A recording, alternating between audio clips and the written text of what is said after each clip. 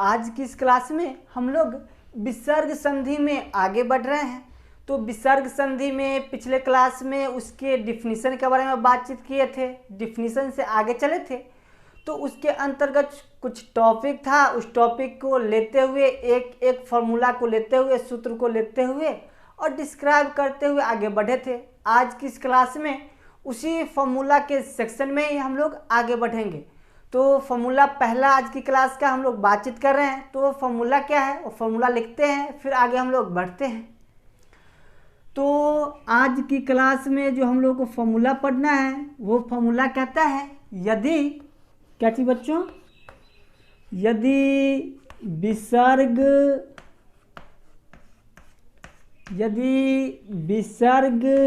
के बाद च या छ, क्या क्या चीज बच्चों, यदि विसर्ग के बाद च या छ हो तो विसर्ग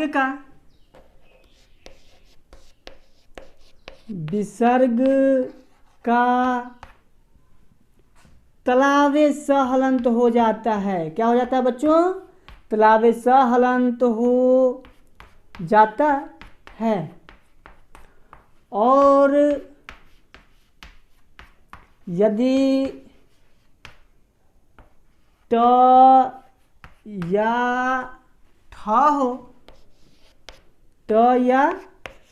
हो तो विसर्ग का क्या चीज है बच्चों, विसर्ग का मूर्धन्य स हलंत, ये क्या है बच्चों, तो मूर्धन्य स है, मूर्धन्य स हलंत हो जाता है। फॉर्मूला को कहने का क्या मतलब है, फॉर्मूला क्या कह रहा है, तो हमारा फॉर्मूला कह रहा है यदि विसर्ग के बाद च या छ आएगा तब उस सिचुएशन में विसर्ग क्या चीज में चेंज हो जाएगा बच्चों, तो उस सिचुएशन में विसर्ग हमारा तलावे स हलंत में चेंज हो जाएगा। और अगला कंडीशन कह रहा है यदि विसर्ग के बाद, मतलब विसर्ग है उसके बाद कौन चीज है, तो ट या ठ आए तब उस कंडीशन में क्या चीज हो जाएगा, तो विसर्ग का मूर्धन्य स हलंत हो जाता है। एग्जाम्पल लेते हैं, उसके ऊपर हम लोग बातचीत करते हैं। जैसे हम लोग ये एग्जाम्पल अभी 3 लिए हैं, इसको हम लोग अभी डिस्क्राइब कर रहे हैं। तो बच्चों सबसे पहला एग्जाम्पल हमारा क्या है, तो सबसे पहला एग्जाम्पल हमारा है निह जोड़ छलह। क्या है बच्चों, निह प्लस छलह। तो इसको हम लोग सोल्व करेंगे। तो सोल्व करने पे क्या होगा, तो हमारा डिफिनीशन कह रहा है यदि विसर्ग के बाद, तो ये हमारा क्या रहा बच्चों, तो ये हमारा विसर्ग रहा है। और विसर्ग के बाद, तो विसर्ग के बाद क्या रहा है, तो कह रहा है विसर्ग के बाद च या छ हो, तो विसर्ग के बाद च या छ दोनों में से कोई एक हो, तो यहाँ पे क्या है बच्चों, छ है। तो विसर्ग के बाद हमारा छ आ रहा है, तो छ बच्चों क्या चीज में, तो यहाँ पर विसर्ग के बाद छ आ रहा है, तो इस सिचुएशन में विसर्ग क्या चीज में चेंज हो जाएगा बच्चों, तो विसर्ग हमारा तलावे स हलंत में चेंज हो जाएगा। तो विसर्ग का क्या बना बच्चों, तलावे स हलंत बन गया। नी है तो नी अपना जगह पर बना रहेगा, प्लस छलह है तो छ और ल विसर्ग ये अपना जगह पर बना रहा। अब बच्चों इस सब को सोल्व करके लिखेंगे तो क्या बनेगा, नी है तो नी अपना जगह पे रहा, आधा स है तो आधा स हलंत हटाएंगे तो इसमें का जो पाई है वो लोप हो जाएगा। तो पाई को लोप कर दिए और छ अपना जगह पर है और ल विसर्ग इसको अपने जगह पे रहने दिए। तो फाइनली बच्चों हमारा निह जोड़ छला मिल करके क्या बना, निश्चल बना। क्या बना बच्चों, निश्चल बना। अब अगला एग्जाम्पल है जो कि सेकेंड में है, धनु जोड़ टंकारह। क्या है बच्चों, धनु जोड़ टंकारह।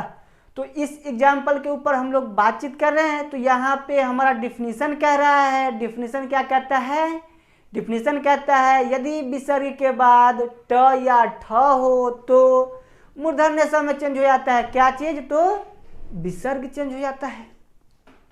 तो सीधा सीधा कहेंगे तो यहाँ पे जो विसर्ग है, विसर्ग क्या चीज में चेंज हो जाएगा बच्चों, तो विसर्ग हमारा मूर्धन्य स हलंत में चेंज हो जाएगा। तो मूर्धन्य स हलंत मतलब विसर्ग बन गया मूर्धन्य स हलंत। धनु है तो ध अपना जगह पर, न हर्षुकार है तो ये अपना जगह पर, और टंकार तो प्लस ट ऊपर अनुस्वार क आकार और र विसर्ग, ये अपना जगह पर बना रहा। अब आगे सोल्व करेंगे तो क्या होगा, तो ध न हर्षुकार और आधा स है तो आधा स, ट ऊपर अनुस्वार तो ट ऊपर अनुस्वार, क आकार तो क आकार और र विसर्ग तो र विसर्ग। तो फाइनली बच्चों हमारा बन करके क्या बना तैयार हो गया, धनुष टंकार। क्या है बच्चों, धनुष टंकार बन करके कंप्लीट हो गया। और सबसे अंतिम और आखिरी एग्जाम्पल हमारा है निश्चोर चय। तो फिर यहाँ पे देखिए विसर्ग हमारा है और विसर्ग के बाद क्या आ रहा है बच्चों, तो हमारा च आ रहा है। तो हमारा परिभाषा कहता है विसर्ग संधि का, यदि विसर्ग के बाद च या छ हो, क्या क्या चीज हो बच्चों, तो च या छ हो तो विसर्ग का क्या चीज में चेंज हो जाता है, तो विसर्ग हमारा चेंज हो जाता है तलावेश हलंत में। तलावेश हलंत में विसर्ग हमारा क्या हो जाएगा बच्चों, चेंज हो जाएगा। तो ये जो विसर्ग है सीधा सीधा चेंज होकर के बन गया तलावेश हलंत बन गया। नी जैसे का है वैसे अपनी जगह पे रहने देंगे, और चय अपना जगह पर है तो इसको अपना जगह पर बना रहने देंगे। अब बच्चों इस सब को सोल्व करेंगे तो क्या बनेगा, तो नी है तो नी अपना जगह पर, उसके बाद आधा स है तो आधा स अपना जगह पर, च है तो च अपना जगह पर, और यह विसर्ग है तो यह विसर्ग अपना जगह पर ये बना रहा। तो फाइनली बच्चों निजोड़ चलह मिल करके निश्चय बना, सॉरी निजोड़ चय मिल करके निश्चय बन करके कंप्लीट हो गया। अब हम लोग आगे फॉर्मूला पे बातचीत कर रहे हैं। तो विसर्ग संधि के अंतर्गत हम लोग को आगे जो फॉर्मूला पढ़ना है वो फॉर्मूला सबसे आसान फॉर्मूला है। इतना आसान आज तक संस्कृत में कोई फॉर्मूला ही नहीं हुआ। तो फॉर्मूला क्या है, तो सीधा सीधा हमारा फॉर्मूला कह रहा है, यदि विसर्ग के बाद क ख प फ हो तो विसर्ग में परिवर्तन ही नहीं होता है, मतलब जैसे रहेगा वैसे ही लिख दीजिए। क्या है फॉर्मूला, तो फॉर्मूला कहता है यदि विसर्ग के बाद क ख या प फ आए तो विसर्ग में कोई परिवर्तन नहीं होता है। तो फॉर्मूला को लिखते हैं। अगला फॉर्मूला बच्चों क्या है हमारा, तो अगला फॉर्मूला है यदि विसर्ग के बाद, यदि विसर्ग के बाद क कॉमा ख कॉमा प कॉमा फ, यदि विसर्ग के बाद क ख प फ आए तो विसर्ग में कोई परिवर्तन नहीं होता है, कोई परिवर्तन नहीं होता है।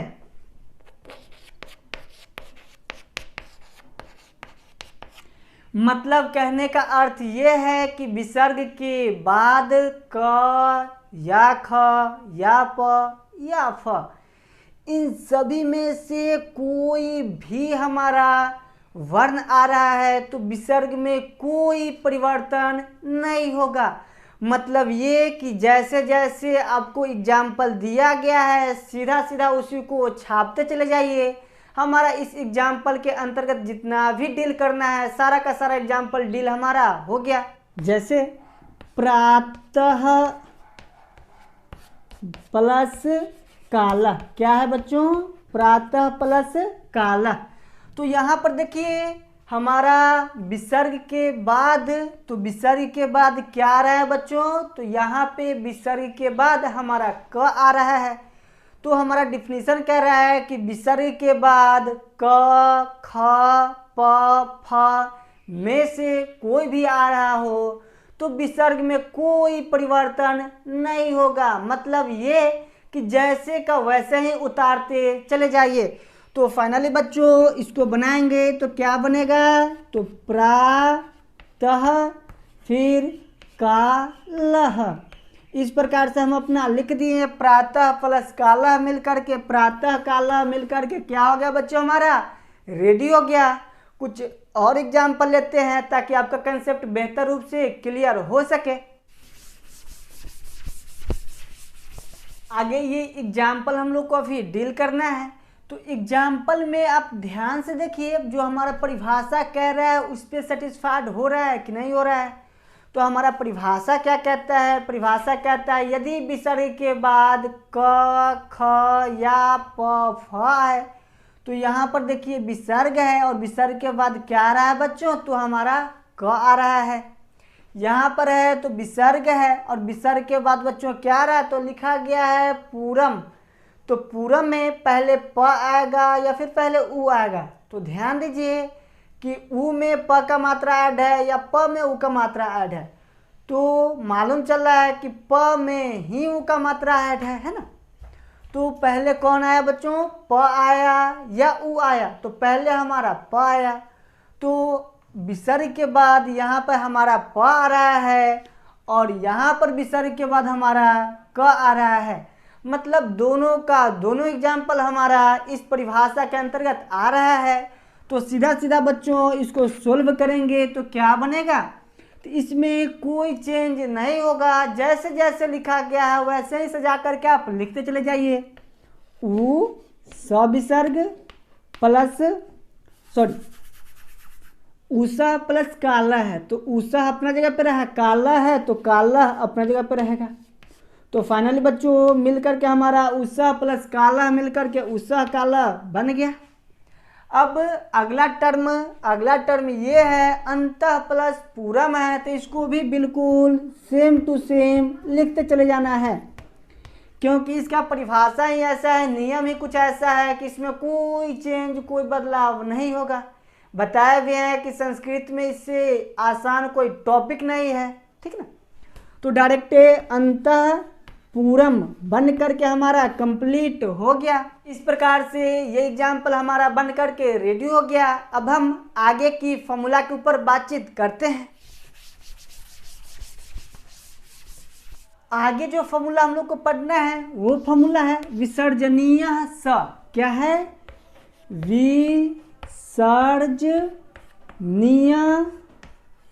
विसर्जनीय सह। क्या है बच्चों, तो विसर्जनीय सह। तो विसर्जनीय स क्या कहता है फॉर्मूला, तो विसर्जनीय स हमारा फॉर्मूला कहता है यदि विसर्ग के बाद त वर्ग का प्रथम या द्वितीय वर्ण आए तो विसर्ग का दंती स हो जाता है। क्या हो जाता है बच्चों, तो विसर्ग का दंती स हो जाता है। तो सबसे पहले फॉर्मूला को लिखते हैं, फिर उसके ऊपर हम लोग बातचीत करेंगे। तो फॉर्मूला हमारा विसर्जनीय स क्या कहता है, तो विसर्जनीय स फॉर्मूला हमारा कहता है यदि विसर्ग के बाद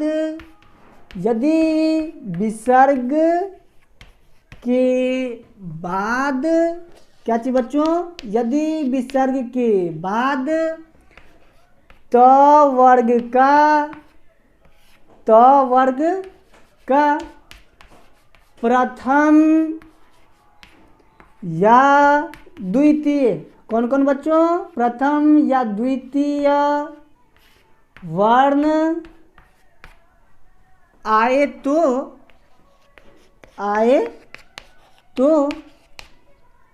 यदि विसर्ग के बाद त वर्ग का प्रथम या द्वितीय वर्ण आए तो विसर्ग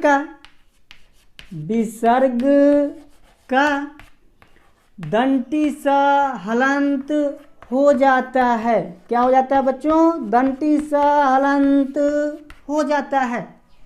जितना भी टॉपिक को बातचीत हम कर रहे हैं ये सारा का सारा टॉपिक बहुत ही बढ़िया और बहुत ही अच्छा है। सारे के सारे टॉपिक को कॉपी में आप नोट करते चलें, सीरियस में मैटर को लें, ठीक ना। और जितना भी एग्जाम्पल बताते हैं उस एग्जाम्पल को कम से कम 2 से 3 बार ज़रूर प्रैक्टिस कीजिए। अगर आप चाहते हैं कि संस्कृत हमारा बेहतर सब्जेक्ट हो, अच्छा खासा हो, तो इसके लिए प्रैक्टिस सबसे ज़्यादा ज़रूरी मांगता है। तो प्रैक्टिस पे बिल्कुल नज़रअंदाज मत कीजिए, जितना ज़्यादा हो सके प्रैक्टिस ज़रूर कीजिए ताकि आपका संस्कृत सब्जेक्ट बढ़िया और बेहतर हो सके। आगे इस फॉर्मूला के एग्जाम्पल के ऊपर हम लोग बातचीत कर रहे हैं। जैसे इतः प्लस ततः, क्या है बच्चों? इतः प्लस ततः है। तो हमारा फॉर्मूला क्या कहता है बच्चों? हमारा फॉर्मूला कहता है कि यदि विसर्ग के बाद त वर्ग का प्रथम या द्वितीय वर्ण आए, मतलब विसर्ग ये हमारा हुआ तो विसर्ग के बाद ततः में पहला जो त है उसके स्थान पर त वर्ग का प्रथम या द्वितीय वर्ण, मतलब त वर्ग का प्रथम वर्ण त हो गया और द्वितीय वर्ण थ हो गया। मतलब ये कि त के स्थान पर त या थ दोनों में से कोई भी आ सकता है, ठीक ना।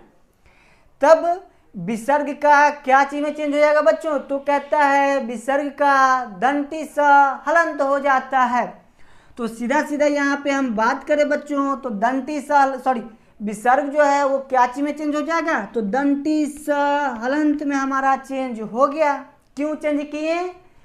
तो हमारा ये विसर्जनीय स फॉर्मूला कहता है यदि विसर्ग के बाद त या थ आए, मतलब त वर्ग का प्रथम या द्वितीय वर्ण है, तो सीधा सीधा बात करें तो विसर्ग के बाद त या थ आए तो उस कंडीशन में विसर्ग का दंती स हलंत हो जाता है। क्या हो जाता है बच्चों? तो दंती स हलंत हो जाता है। तो सीधा सीधा बच्चों यहाँ पे विसर्ग जो है दंती स हलंत में कन्वर्ट हो चुका है। ई त बचा हुआ है तो ई अपना जगह पर और त अपना जगह पे बना रहेगा, प्लस त विसर्ग है तो ये अपना जगह पर बना रहेगा। अब बच्चों इसको सोल्व करके लिखेंगे तो क्या बनेगा? तो ई त और आधा स है तो आधा स हम लिख दिए और ततः है तो त, मतलब फाइनली ईतः प्लस ततः मिल करके ईतस्तः बन करके रेडी हमारा हो चुका है। अब इस टॉपिक से रिलेटेड कुछ और फॉर्मूला लेते हैं, इस टॉपिक से रिलेटेड कुछ और एग्जाम्पल लेते हैं, उस एग्जाम्पल के ऊपर बातचीत करेंगे, फिर आज की क्लास को हम लोग ड्रॉप करेंगे।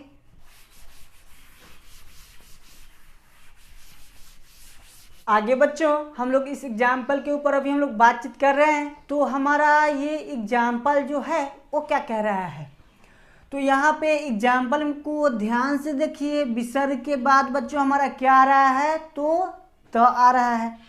मतलब जब भी विसर्ग के बाद त आए तो सीधा सीधा विसर्ग हमारा क्या चीज में चेंज हो जाएगा बच्चों? तो दंती स हलंत में चेंज हो जाएगा। तो सीधा सीधा विसर्ग को बच्चों हम दंती स हलंत में चेंज हम कर दिए, मतलब सीधा सीधा विसर्ग इसमें कन्वर्ट हो गया। अब जो पार्ट जैसे वैसे के वैसे बना रहेगा, प्लस इधर तथा है तो तथा अपना जगह पर बना रहेगा। अब बच्चों इसको सोल्व करेंगे तो सी वह है तो सी वह अपना स्थान पर बना रहा। आधा डंटी स है तो आधा डंटी स लिख लिए, त लगा दिए इसमें पूरा और थ आकार लगा दिए। तो बच्चों जैसे जैसे हमारा कह रहा है उसके अनुसार ऐड करते चले गए। शिव प्लस तथा मिल करके शिवस तथा बन करके हमारा रेडी हो चुका है। अब अगला एग्जाम्पल है बच्चों हमारा ततः प्लस ते। तो यहाँ भी सोल्व करेंगे तो सबसे पहले बच्चों हमारा जो विसर्ग है वो क्या चीज में कन्वर्ट होगा? तो जैसे ही विसर्ग है वो हमारा कन्वर्ट होकर के दंती स हलंत बन जाएगा। तो विसर्ग को दंती स हलंत में चेंज कर दिए, प्लस ते है तो ते अपना स्थान पे बना रहा। और त है तो त और त अपना स्थान पे बना रहा।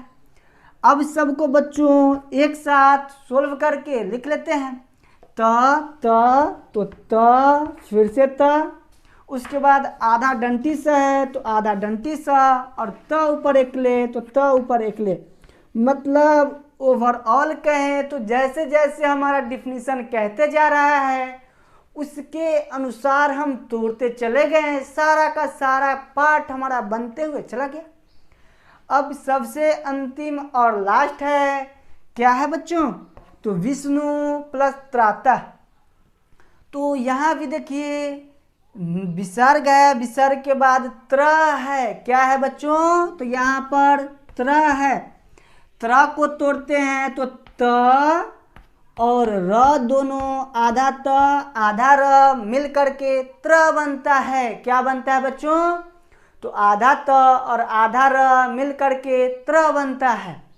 तर प्लस इसमें अ का भी मात्रा आता है बच्चों, ऐसा नहीं कि आधा त आधा र, आधा त आधा र और उसमें अ का भी मात्रा आता है, तो मिल करके क्या बनता है बच्चों? तो त्र। सीधा सीधा हमारा टारगेट ये है कि यहाँ भी त हमारा छुपा हुआ है ना। तो यहाँ भी क्या है बच्चों? हमारा त छुपा हुआ है। तो अब बात करेंगे तो क्या होगा? विसर्ग के बाद यहाँ पे त आ रहा है या नहीं आ रहा है बच्चों? तो आ रहा है। तो जैसे ही विसर्ग के बाद हमारा त आ रहा है तो विसर्ग बच्चों हमारा क्या चीज में कन्वर्ट हो जाएगा? तो दंती स हलंत में कन्वर्ट हो जाएगा, है ना। अब विष्णु है तो विष्णु अपना जगह पे बना रहा है, ठीक।